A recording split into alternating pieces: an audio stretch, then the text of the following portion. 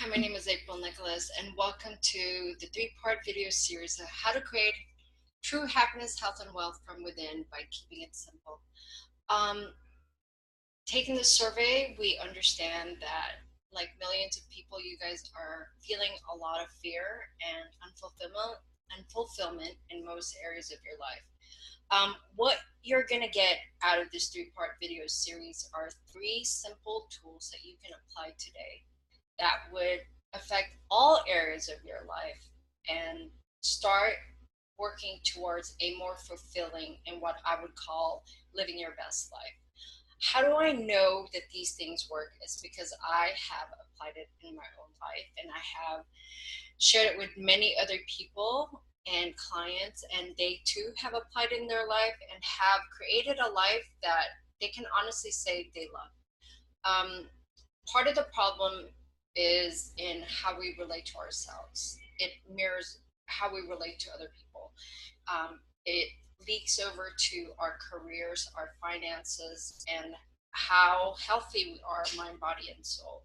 So, in this three-part video series, your feelings of fear, overwhelmed, and lack of action towards creating a life that you love will be addressed in these three simple techniques. You will have the tools you need and apply them as soon as possible, pretty much.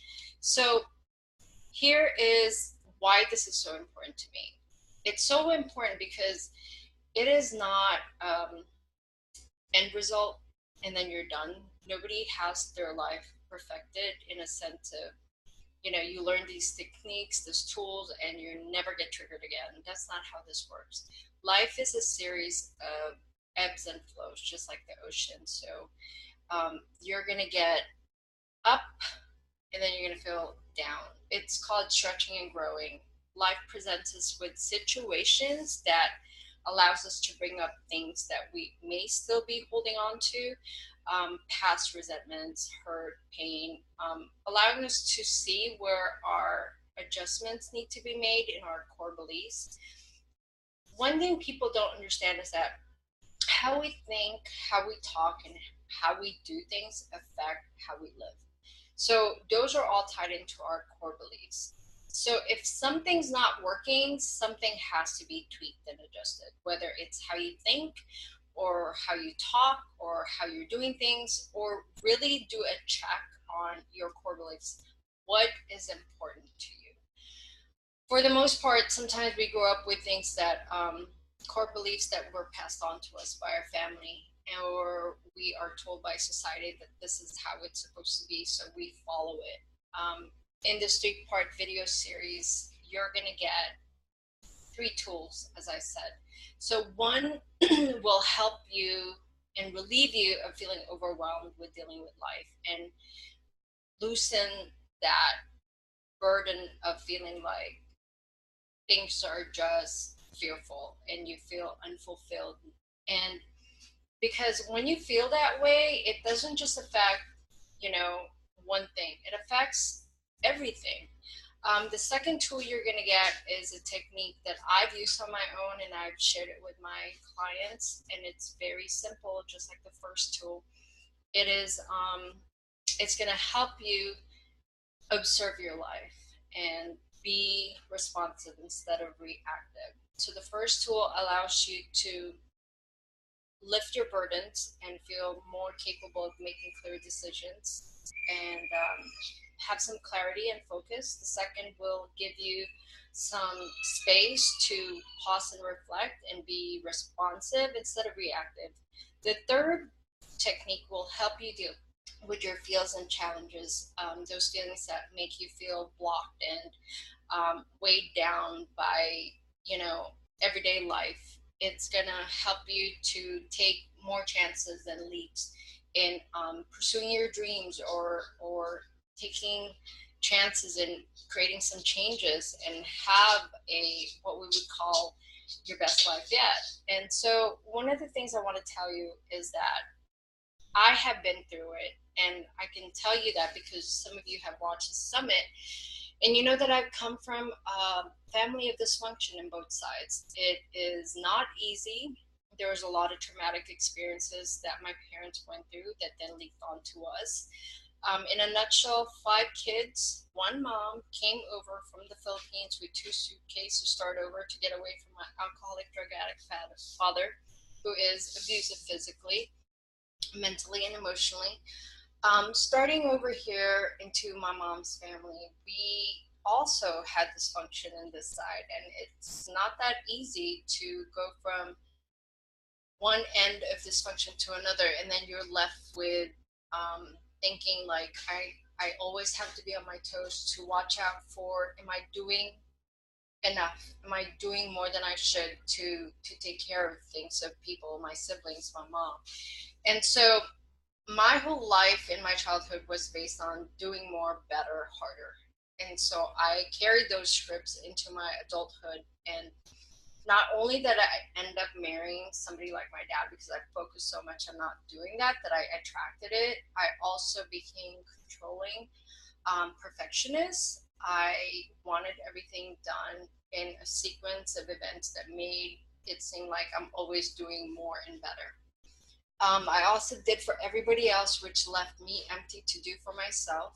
Um, I, in my marriage of almost 12 years, we built a business. We had an expensive house that was worth over $500,000. We had the cars, we had the toys. We were consumed with consuming more and more.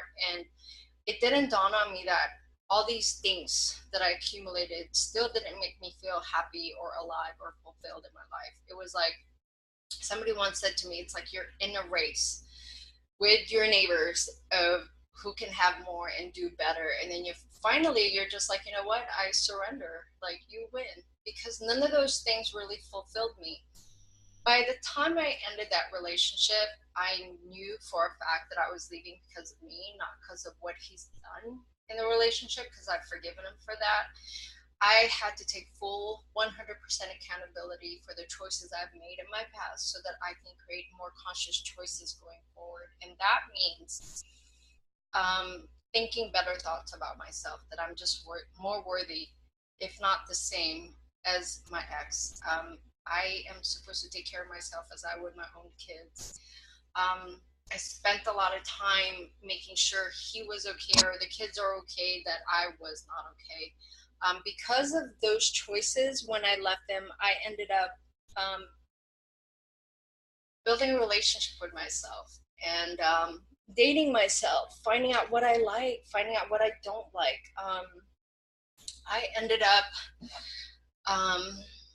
losing weight, paying attention to my body, um, making conscious choices on people, places, and things that I needed to let go and release to create space for new things, new places, people, and things that were coming into my life that would serve both ways, you know, and be an uplifting connection instead of something that was only one way.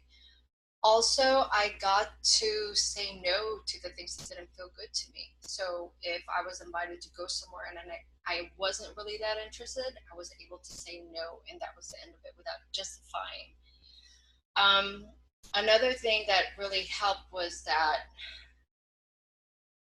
taking a break to be with myself allowed me the room to think my own thoughts and feel my own emotions outside anybody outside myself, including my children, because I had to make a decision that whatever was good for me, it's like putting that mask on the airplane, I had to help me first before I can help somebody else. If my tank was empty, I had nothing to give to my kids or friends or um, a future partner.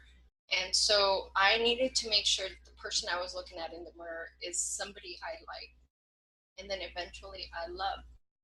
And today I can tell you that I love the woman I see in the mirror. Um, when I created the shifts with the tools I'm going to be giving you on video number 2, I ended up releasing so much baggage. It's like boiling meat. You know, you boil the meat and all this gunk comes up. Well, our lives are full of muck, and they're the ones that bogs us down and weigh us down and prevents us from coming out of our comfort zone to make conscious choices and going forward. You know, we're fearful of the unknown, coming out of the box, so to speak, and but we forget that freedom is right on the other side of that. It takes one little step, leap of faith and taking a chance with yourself, because you so deserve so much better. I always tell people we're so much more than we think. We're so much stronger. We're more loving. We're more compassionate. If we only realize that when we compare ourselves with others, you fail to remember that we're all the same. We all go through the same thing. And I can tell you, based on the survey, you guys are going through the same thing. It might not be the same topic, but everybody's feeling fearful. Everybody's feeling bogged down. People are feeling unfulfilled in almost all areas of their life. The same reason that is preventing them to take that leap is feeling like, I don't know how to make those right decisions. Their self-esteem is low. And so the trust in oneself is missing, and that is not something we can get outside ourselves. It has to start within. So in this video that's going to be coming up, and I know that it is really the right and perfect place for you to watch and stick with me in our journey, you will learn these techniques that will help you create shifts daily that you get to practice and watch how your life changes within you and how you interact with people. And soon you'll be seeing the change and people will notice it. And so one of the benefits of creating the shifts is that our lives become testament for other people to do it for themselves. We stop watching on the sideline and we start partaking in our own lives. So I want you to take a leap of faith and really just start engaging in your own life, and take the time and watch the next two videos as we go into the techniques. And then the third video will deal with your excuses and the what ifs, the but of why you keep staying where you're at when the choices are there for you to take. So I look forward in engaging with you more. I hope to hear from you, and take care of yourself until our next time. Thank you.